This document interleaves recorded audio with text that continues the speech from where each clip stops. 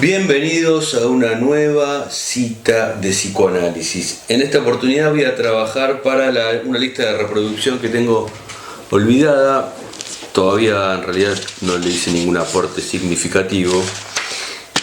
Es la lista de reproducción que denominé insumos para psicoanalistas, que bueno, hay que definir un poco de qué se trata, pero básicamente la idea es poner contenidos que no sean específicamente de psicoanálisis, pero sí que abonen al trabajo del psicoanalista, que le sirvan de insumos, material de utilidad, que iluminen alguna que otra parte de su quehacer.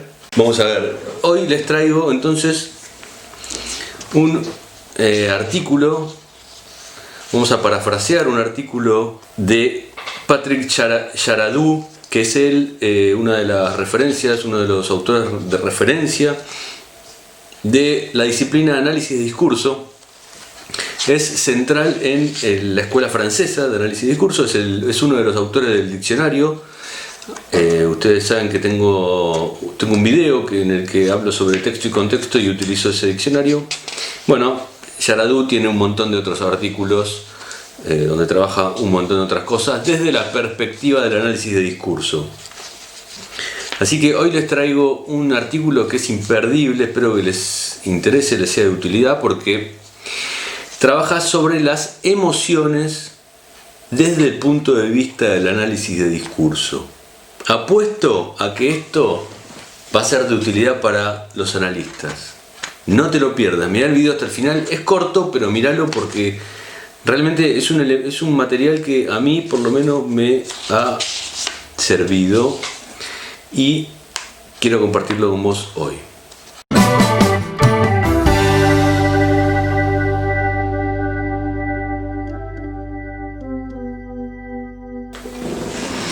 Es así, es un artículo que se llama Las emociones como efecto de discurso. Sí, está online, lo puedes encontrar. Está en la revista Versión número 26, es una revista mexicana. El subtítulo es La experiencia emocional y sus razones. ¿Sí? Vamos a parafrasear un poco este texto para ver cuál es el punto de vista del análisis de discurso sobre las emociones. No vamos a intentar responder todos los problemas sobre las emociones, sobre el concepto de emoción.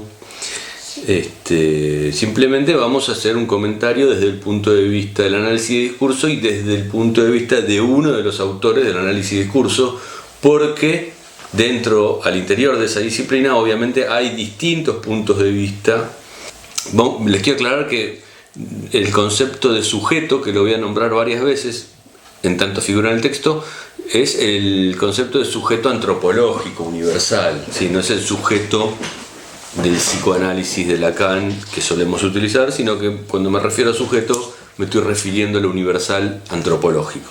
¿Está bien?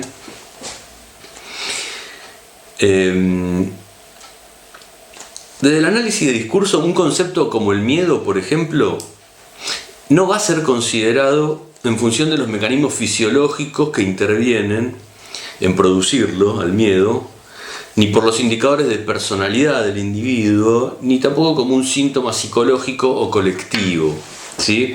Por ejemplo, si hablamos del miedo, desde el análisis de discurso, este debe ser considerado como un signo de lo que puede sucederle al sujeto por el hecho de ser capaz de reconocerlo como una figura de un discurso socialmente codificado. ¿Está bien? Esto con el miedo, por ejemplo. Reconocerlo de esta manera, al miedo, le permitiría decir, por ejemplo, a este sujeto X, eso es miedo, que eso de aquello que percibe es miedo, lo que él siente es miedo, o simplemente decir tengo miedo. ¿Sí? Pero todo esto en función de reconocer un elemento determinado como la figura de un discurso codificado socialmente. Lo que significa que las emociones, desde este punto de vista, son efectos del campo de lo psicosocial. ¿Sí? Este es el primer paso que tenemos que dar para avanzar sobre esta concepción. Consideran que las emociones son parte del campo de lo psicosocial, ¿sí? Lo que está de la mano de lo que nosotros entendemos en psicoanálisis de otro Lacan. Pero bueno, avancemos a ver cómo son los argumentos de ellos. Por otro lado, en segundo lugar, vamos a considerar que las emociones son del orden de lo intencional, ¿sí? ¿Qué quiere decir esto? Que hay gran consenso, o un consenso bastante grande entre muchos o varios psicólogos y sociólogos y filósofos, dice acá Yaradú, en decir que las emociones no son totalmente algo irracional, sino que hay que considerarla más bien dentro del campo de lo racional. Por lo tanto, no son reducibles a lo que es del orden de la simple sensación o de la pulsión no razonada, ¿sí? Las emociones se pueden considerar dentro del campo de lo racional.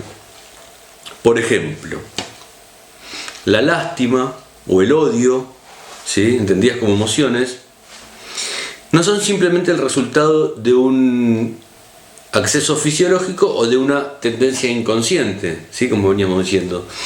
No se mide únicamente en relación a un acceso a adrenalina, sino que están vinculadas a la representación de un objeto X determinado, como dijimos, psicosocial, y hacia el cual se dirige el sujeto, ya sea en la lástima o en el odio al que busca combatir, ¿sí? O sea, en el odio busca combatir ese objeto y en la lástima, bueno, se dirige a ese objeto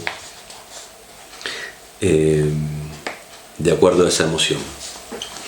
Por otro lado, tenemos que tener en cuenta que las emociones están ligadas a saberes de creencia, ¿sí? El hecho de que las emociones se inserten en un marco de racionalidad, como lo que dijimos recién, no es suficiente para explicar su especificidad. No solamente el sujeto debe percibir alguna cosa, sino que ese objeto, eso que percibe el sujeto, tiene que ir acompañado de una información, de un saber, ¿sí?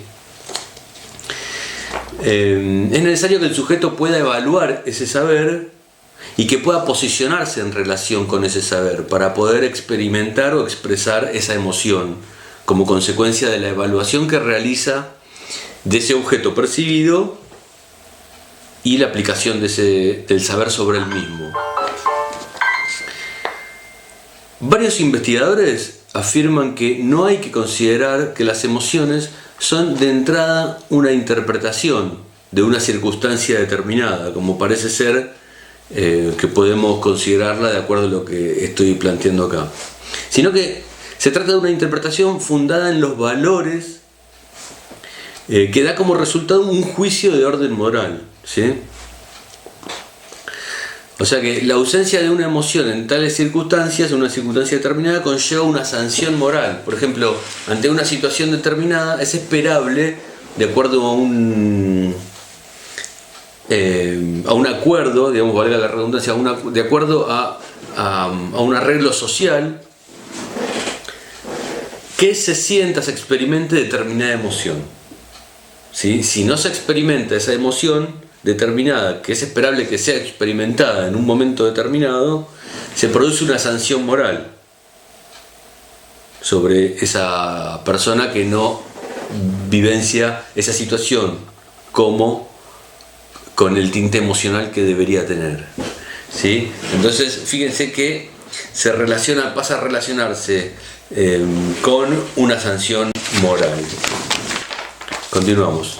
Desde este ángulo, las emociones serían tratadas entonces desde la perspectiva de juicios, ¿sí? Serían entendidas como juicios porque estarían apoyándose en creencias que son compartidas por un grupo social y cuyo acato o desacato conlleva una sanción moral, como decíamos recién, ya sea de alabanza o de rechazo. Bueno, continuamos entonces, tuve que hacer un cambio de la batería, continuamos.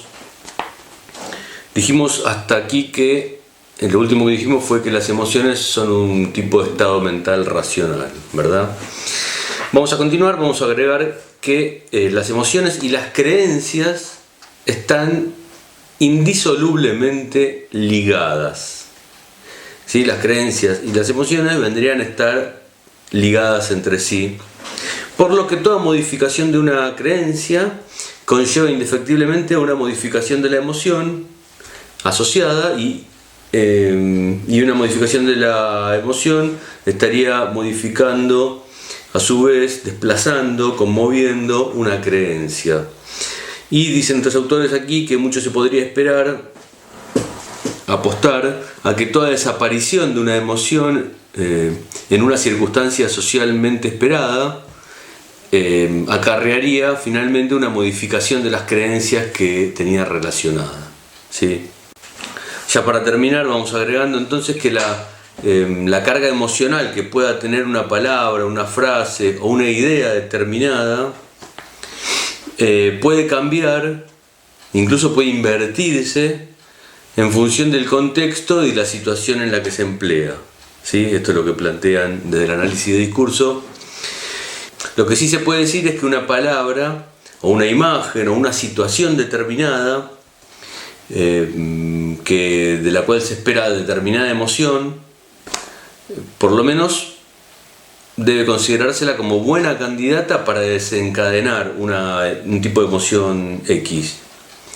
Sin embargo, todo depende del entorno, del contexto y la situación en la que se inscribe la emoción relacionada y de quién la emplea, así como de quién la recibe también, ¿no?